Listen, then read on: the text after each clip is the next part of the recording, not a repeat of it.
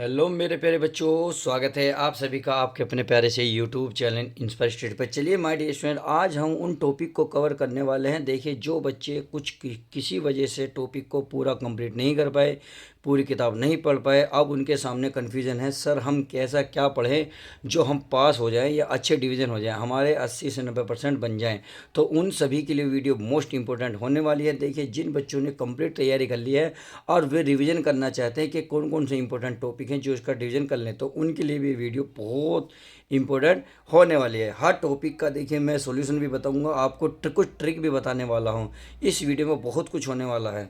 अगर आप 70 में 70 नंबर पक्के चाहते हैं तो बस इस वीडियो को शुरू से लेकर लास्ट तक बने रहिएगा। सबसे महत्वपूर्ण टॉपिक आप देख लेंगे तो कोई भी बाहर नहीं जाएगा। बस मात्र 10 दिन बचे हैं। अगर आपने 10 दिन में ही जितना मैं बता रहा हूँ उतना पढ़ लिया तो 95% लाने से आपको कोई नहीं रोक सकता। तो सिर्फ और सिर्फ इस ट्रिक से ही, यानी कि आपको मैं ट्रिक भी बताने वाला हूँ इस वीडियो में। तो चलिए एक एक करके क्या करते हैं।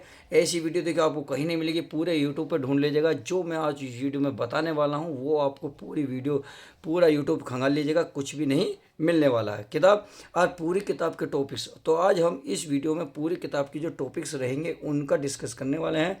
कौन कौन से टॉपिक्स को आप पकड़ेंगे ताकि आपके 95% नंबर 100% आ जाए, यानी कि 95% आप चाहते हो तो ये आपके 100% बन जाएं। बस आपको कुछ नियम को है जो फॉलो करते रहना है, क्योंकि अब वो वक्त नहीं है जो आप अपनी पूरी किताब को रिवीजन कर सकें, क्योंकि टाइम बहुत ही कम बचा है, बहुत ही कम। मैंने मात्र 10 दिन के अंदर अंदर बचे हैं, क्योंकि आज हमारी 13 तारीख हो गई, 24 तारीख से हमारे एग्ज़ाम है। तो सही है। अब पूरी किताब के टॉपिक्स तैयार कर लो। अब पूरी किताब के जो जो मैं टॉपिक बताऊंगा वो आपको तैयार कर लेने हैं, और बाकी वैसे कुछ भी नहीं एक्स्ट्रा करना है, बस ध्यान से रखिएगा। तो चलिए एक एक पॉइंट को बड़े ध्यान से समझते हैं। पहला, जैसे आपके सामने बहुविकल्पीय प्रश्न आते हैं, बहुविकल्पीय प्रश्न लाने के लिए आपको 20 मार्क्स मिलते हैं। जब बहुविकल्पीय प्रश्न देखिए अब समझ में नहीं आता उसमें क्या क्या पढ़ें इस बहुविकल्पीय प्रश्न, क्योंकि वो कहीं से भी कुछ भी दे देते हैं, तो कुछ बच्चों को समझ में नहीं आ पाता कि आखिर देते कहाँ है क्वेश्चन। तो मैं बता रहा हूँ, आपकी जो बुक होती है उसके बुक में स्टार्टिंग में ही हम जो बहुत इग्नोर कर देते हैं, केवल पहला चैप्टर शुरू कर देते हैं और आपका गद और पद जो आपका विकास का जो संक्षिप्त परिचय रहता है स्टार्टिंग में, उसे हम छोड़ देते हैं। अब उसे नहीं छोड़ना, केवल आप उसे भी पढ़ लोगे तो 20 मार्क्स आपके कहीं नहीं गए। तो हिंदी गद्य के विकास का संक्षिप्त परिचय पढ़ना है। उसमें आपको 2 टॉपिक्स कवर करने हैं, सुख युग तथा शुक्लोत्तर युग।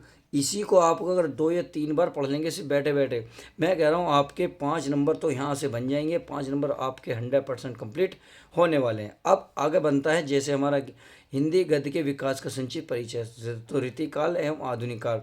आप थोड़ा सा यहाँ से पढ़ेंगे। मैं अगर उसे पढ़ना ही पढ़ना है, करना तो ज़्यादा कुछ है ही नहीं। सिर्फ अगर मैं अगर हम आप 15-20 मिनट भी दे पाएंगे, इन्हें एक या 2 बार पढ़ लेंगे तो आपके यहाँ से 10 मार्क्स कंप्लीट हो जाएंगे। तो देखिए बिना कुछ करे ही आपके 10 से 15 मार्क्स कंप्लीट हो जाएंगे। बहुत, मैं कह रहा हूँ बहुत बेनिफिट होने वाला है इस वीडियो में। अब सवाल बनता है, सर जो जो समाज आता है, समाज में हम कैसे याद करें। तो चलिए समाज को मैं बता देता हूँ। समाज द्विंग द्विग और कर्मधारय बहुव्रीहि। तो देखिए द्विग का मतलब क्या था, मैं थोड़ा सा यहाँ आपको ट्रिक बताता हूँ। अगर अभी तक आपने इसको बारे में नहीं पढ़ा तो मैं आपको यहाँ बता दूँ कि अगर मान लो कोई आपका ऑब्जेक्टिव में इस तरीके का क्वेश्चन आता है द्विंगिंग से, तो आप किस तरीके से पहचानेंगे कि ये से है या नहीं है। तो देखिए इसके लिए होता है, जैसे आपने देखा होगा याचक चिन्ह लगा होता है बीच में। जैसे आपने देखा माता, फिर होता है पिता, क्या होता है माता पिता, फिर होता है भाई बहन, चाचा चाची, यानी कि ताऊ ताई, यानी कि इस तरीके जो शब्द होते हैं ये इसमें आ जाते हैं। क्लियर। तो उम्मीद है ये बात अच्छे से समझ गए होंगे कि अगर ये वाले शब्द से रिलेटेड अगर आपको पेपर में क्वेश्चन मिलता है तो 1 सेकंड में पहचान लोगे, आप तुरंत निशान लगा दोगे। अब बात है द्विंग की। तो द्विंग क्या होता है इसको मैं आपको बता दूं। जैसे मान लो कोई एक शब्द, मान लो यहाँ मैं लिख देता हूँ जैसे पंचांग, क्या लिख देता हूँ पंचांग। पंचांग के बाद लिखता हूँ जैसे मैं लिखता हूँ नवरत्न, क्या लिखता हूँ नवरत्न। तो पंचांग का मतलब होता है 5 और नव का मतलब होता है 9। यानी कि कुछ ऐसे शब्द जो आपको काउंटिंग करके दे, यानी कि आप यहाँ एक एक शब्द और लगा सकते हैं त्रिवेणी, क्या लिख सकते हो त्रिवेणी, यानी कि त्रि माने 3, यानी कि वो शब्द जो गिनती देते हैं वही दिव्यांश दिव्यांग कहलाते हैं। यानी कि आपको समाज में ज़्यादा कुछ नहीं करना, केवल इन शब्दों को पहचानना है और आपका काम आसान हो जाएगा। उम्मीद है इतनी बात भी आपको समझ में आ गई होगी। तो चलिए अब आगे देखते हैं। जब अगर ये सब कुछ क्लियर हो गया, मैं कह रहा हूँ वीडियो को फटाफट लाइक कर दो, शेयर कर दो अपने दोस्तों में, ज़्यादा ज़्यादा बताओ कि इस तरीके से भी हिंदी को याद करा तैयार किया जा सकता है। अब अगर खंड ब की बात करूँ, यानी कि वर्णनात्मक प्रश्नों की बात करूँ, क्योंकि खंड क्या में तो आपको ऑब्जेक्टिव मिलेंगे, वो भी ओएमआर शीट पे भरना है। देखिए ओएमआर शीट भरने का तरीका भी बता देता हूँ। जैसे पहले प्रश्न में 4 ऑप्शन होते हैं, कोई 1 से लेकर 20 तक जो क्वेश्चन होते हैं उसमें 4 ऑप्शन होते हैं। उसमें से 4 ऑप्शन में मान लेते हैं आपने बहुत जल्दबाजी में पढ़ा और तुरंत पता करा जी इसका बी ऑप्शन है, तो आपने बी बहुत जल्दी सर्कल कर दिया। आपको जल्दबाजी नहीं करनी है। क्यों? कभी कभी ऐसा होता है हम जल्दबाजी में क्वेश्चन को ध्यान से नहीं पढ़ पाते, फिर बाद में पता चलता ये ऑप्शन नहीं था, इसका ऑप्शन तो ये था। तो हम क्या करते हैं, उसे या तो वाइडनर कर देते हैं या ब्लेड से खुरेच देते हैं या फिर हम इस तरीके से कट मार देते हैं। तो मैं कह रहा हूँ अगर आपका एक बार सर्कल भरा गया तो उसमें ही नंबर होगा, या अगर ये गलत है तो फिर अब गलत ही है, चाहे आप राइट वाला ये कर दो क्यों आपने इस तरीके से करा और या राइट में ये कर दिया, नहीं, अब तो आपका नंबर कटना ही कटना पक्का है। तो ध्यान रखना, सर्कल जो एक बार भरा गया वो भरा गया, दोबारा आप उस क्वेश्चन नंबर का सर्कल नहीं भर सकते, जो आपको सबसे बड़ी प्रॉब्लम करता है। सही है, उम्मीद है ये बात अच्छे से समझ में आ गई होगी। तो सर्कल का विशेष ध्यान देना रखना है, ओएमआर शीट को बड़ा ध्यान से बनना है। इसलिए मैं कहता हूँ क्वेश्चन स्टार्टिंग के जो 15 मिनट देते हैं सच में ही पेपर को बहुत बेनिफिट दिया है कि आपको ध्यान से पढ़ना पड़ता है पेपर को। क्लियर? चलिए इतनी बात तो हो गई, अब पढ़ लेते हैं। अब पढ़ लेते हैं जैसे गद्यांश हेतु निर्धारित पाठ्य वस्तु से गद्यांश और पद से जो पद्यांश है। मैं कह रहा हूँ जो जो इंपॉर्टेंट आपको लग रहे हैं शुरू के चैप्टर के 2 या 3 चैप्टर से, बस उन्हीं को ध्यान से देख लेना है। जो पदार्थ सबसे बार ज़्यादा आया है अपना मॉडल उठाइए, उस मॉडल में जो सबसे बार सन में आए हुए हैं उनको रट्टा मान लीजिएगा, आपका बहुत बढ़िया उद्धार होने वाला है। क्योंकि पिछले 5 सालों की अगर बात की जाए तो सबसे ज़्यादा बार रिपीट हो रहे हैं, बार बार शुरू के 3 से 4 चैप्टर के बीच के ही, उससे बाहर कुछ नहीं जा रहा, उससे बाहर तो एक्स्ट्रा है। क्योंकि उसमें क्या कहता है भाई, या तो ये गद्यांश लिखो या ये लिखो, बीच में या कर देता है। यानी कि पहला वाला जो होता है शुरू के 1 2 3 चैप्टर तक ही होता है, लास्ट वाला लास्ट वाला शब्द। तो आप इस शुरू के ही याद कर ले तो आपका पक्का काम हो जाएगा। उम्मीद है ये भी अच्छे से समझ में आ गया होगा। अगर ऐसी पद्यांश की बात कर लेता हूँ, पद्यांश में शुरू के 2 या 3 चैप्टर, बस इतना कर लेना, उससे बाहर आपका आउट होने वाला बिल्कुल भी नहीं। अगर मैं संस्कृत गद्यांश का संदर्भ सहित हिंदी अनुवाद करूँ, मैं कह रहा हूँ ये जैसे आपका एक चैप्टर है वो संस्कृत में शायद पहला है, तीसरा है और 7वां चैप्टर है जो प्रबोधो ग्रामीण है, वो तो इतने इंपॉर्टेंट है। मैं कह रहा हूँ आप इन्हें भी कर लेंगे तो बहुत कुछ होने वाला, बहुत कुछ कवर।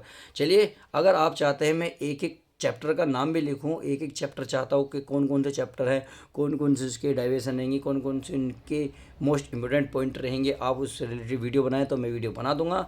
बस अभी फ़िलहाल इतना समझ लो कि आपको शुरू के 2 या 3 चैप्टर में ही कवर करनी है, आपको पकड़ रखनी है। उम्मीद है ये बात अच्छे से समझ में आ गई होगी। तो चलिए अब आगे देखते हैं। आगे है आपका संस्कृत पद्यांश का संदर्भ सहित हिंदी अनुवाद। हिंदी अनुवाद के लिए मैंने बता ही दिया है आपको किस तरीके से करना है। आचार्य रामचंद्र शुक्ल, जयशंकर प्रसाद, राजेंद्र प्रसाद, भगवती श्री उपाध्याय। तो आपको इनका केवल जीवन परिचय पढ़ना, क्या केवल इनका जीवन परिचय, और किसी का जीवन परिचय पढ़ने की जरूरत नहीं है, बकवास करने की जरूरत नहीं है कि इधर का भी ले उधर का भी ले उधर का भी ले। आपको देखो क्या करना क्या है, आचार्य रामचंद्र शुक्ल जी का जीवन परिचय किस प्रकार लिखा जाता है, जयशंकर प्रसाद जी का जीवन परिचय किस प्रकार लिखा जाता है, मैंने इस पर ऑलरेडी वीडियो बहुत सारी बना दी हैं, आप प्लेलिस्ट में जाकर देख सकते हैं। देखिए आप मान लेते हैं आपको जीवन परिचय रामचंद्र शुक्ल का याद है और पेपर में जयशंकर प्रसाद का आ गया, तो देखिए आपको केवल इनके माता पिता, जन्म, मरण और इनके जन्म स्थान ये आपको याद रखने हैं, दोनों के, इन दोनों के याद रखेंगे। जैसे ही मान लो आपने इसका याद करा और इसका आ गया, तो इसमें केवल इनके माता पिता में जन्म भर दें और बाकी जो काम है सारे काम इसमें लिख सकते हैं। तो आपका मैं कह रहा हूँ 100% आपका काम हो जाएगा, आपका नंबर नहीं कटने का बिल्कुल भी। बस राइटिंग का विशेष ध्यान रखना है क्योंकि राइटिंग इंपॉर्टेंट होती है एग्ज़ाम में।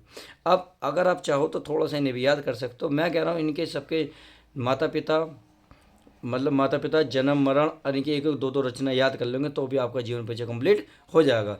अगर मैं ये तो गद्य की बात रही, अगर काव्य की बात कर ले तो काव्य में आपको सूरदास, तुलसीदास, महादेव वर्मा ये इतने इंपॉर्टेंट है, कोई सा भी सेट उठा के देख लो, बाबूजी मिलेगा ही मिलेगा, आपको इससे तो बाहर मिलने का ही नहीं, मिलता भी नहीं है। मैं कह रहा हूँ 100% ये आपको देखने को मिलेगा, तीनों में से कोई सा भी एक मिल जाए या आपको तीनों ही ऐसे ही मिल जाएं। तो बस आपको क्या करना है मेरे प्यारे बच्चों, सूरदास, तुलसीदास, महादेवी वर्मा का किसी का भी इनका वही काम करना है। देखिए पहले जन्म, फिर स्थान, कौन सा कहाँ स्थान पर हुआ, फिर इनके माता और पिता का नाम, माता और पिता का नाम, इतना मैं कह रहा हूँ एक साथ कर लो। और इनके मृत्यु कहाँ हुई, और इनकी रचनाएं। अगर मैं कह रहा हूँ आप ये तैयार कर लेंगे, इतना तो हर किसी का कर लो, हर किसी में, और एक का जीवन परिचय में सब में ठोक दो। बस मान लेते हैं आपने तुलसीदास का करा और आ गया सूरदास का, तो तुलसीदास जी का जहाँ जन्म हुआ था सूरदास जी का जन्म लिखो, स्थान तुलसीदास जगह जहाँ हुआ था वहाँ सूरदास जी का लिख दो। इस प्रकार से लिखते चले जाओ और बाकी सारा काम तुलसीदास का भर दो। आपका मैं कह रहा हूँ 100% बिल्कुल एक्यूरेट होगा, बिल्कुल सही होगा, इतना सा भी गलत बिल्कुल भी नहीं होने का। उम्मीद है मैं जो समझाने की कोशिश कर रहा हूँ वो अच्छे से समझ में आ गया होगा। अब बात आती है एक श्लोक, तो एक श्लोक आता है जो 2 नंबर का आपको पेपर में देखने को मिलता है। मैं कह रहा हूँ आप 3 श्लोक याद कर लीजिएगा, क्योंकि 2 श्लोक तो पेपर में देता ही देता है, हमें एक श्लोक लिखना होता है। आप सपोज करो आपने एक श्लोक करा और एक श्लोक आपका एग्जाम में फंस गया, तो आप कैसे करेंगे, गलत हो जाएगा ना। तो आप केवल 3 श्लोक याद करो, 3 में से पेपर में 2 ही श्लोक आते हैं, केवल 2 ही श्लोक आते हैं। तो एक मतलब एक तो बच गया ना, तो एक आपका तुक्का लग जाएगा। तो इसका मतलब आप 3 श्लोक याद करते ही आपका उद्धार होने वाला है। अब आते हैं पत्र लेखन। पत्र लेखन और निबंध जो आते हैं इन सबको देख लेते हैं। तो चलिए पत्र लेखन में क्या है। पत्र लेखन में आपको केवल इतना याद करना है, इतने से रिलेटेड, यानी कि शुक्र मुक्ति पत्र, छात्रवृत्ति प्राप्त करने के लिए, बिजली समस्या का निराकरण हेतु आपके क्षेत्र में व्याप्त गंदगी विभाग को पत्र। तो ये आपको करना है केवल, और कुछ भी नहीं करना, इनमें से ही आपका पत्र लेखन लग जाता है। मैं कह रहा हूँ इससे बाहर कुछ आया भी नहीं है, ना ही आने की उम्मीद है, क्योंकि हर पेपर सेट लगभग 5, 7, 8 साल के पीछे के जितने भी सेट देखोगे आपको 1, 1, 2, 2 इसमें ऑलरेडी मिलेंगे। तो मैं कह रहा हूँ इतना याद कर लो, इससे बाहर करने की आपको कोई ज़रूरत भी नहीं है, फालतू बकवास नहीं करने के, क्योंकि हमें टाइम वेस्ट नहीं करना, टाइम हमारे पास बहुत कम बचा है। अब बचा है निबंध रचना। अगर निबंध आता है तो निबंध कौन सा है, देखिए पर्यावरण प्रदूषण और बेरोजगार। मैं कह रहा हूँ ये तो 100% आता ही आता है। अगर मान लो 1% किसी कारणवश नहीं आ पाता तो आपको ये वाला मिल जाता है। तो आप इस तरीके से 1, 2, 3, 4, 5 5 निबंध तैयार कर लें। 5 निबंध को आप एक ही बिल्कुल साधारण भाषा में याद करें, आप लिखने की ज़रूरत भी ना करें, केवल किताब में जो लिख रहा है उसको 1 या 2 बार पढ़ें, 2, 3 बार पढ़ोगे, पढ़ने से ही आपकी सब कुछ कवर हो जाएगा। अब पर्यावरण एवं बेरोजगार मतलब ये निबंध लिखा कैसे जाता है, इससे ऑलरेडी मैंने वीडियो बना दी है, क्योंकि इनकी देखिए हेडिंग बहुत इंपॉर्टेंट है। आप इनकी हेडिंग बना दें और अंदर कुछ भी लिखेंगे सब कुछ चलेगा, सही है। तो उम्मीद है इस वीडियो में जो मैंने समझाने की कोशिश की है, कम शब्दों में ज़्यादा कम समय लेते हुए ज़्यादा समझाने की कोशिश की है। उम्मीद है सब कुछ क्लियर हो गया होगा। तो चलिए मिलते हैं नेक्स्ट वीडियो के साथ, जब तक के लिए दोस्तों good bye, take care, love you guys, अपना ध्यान रखें।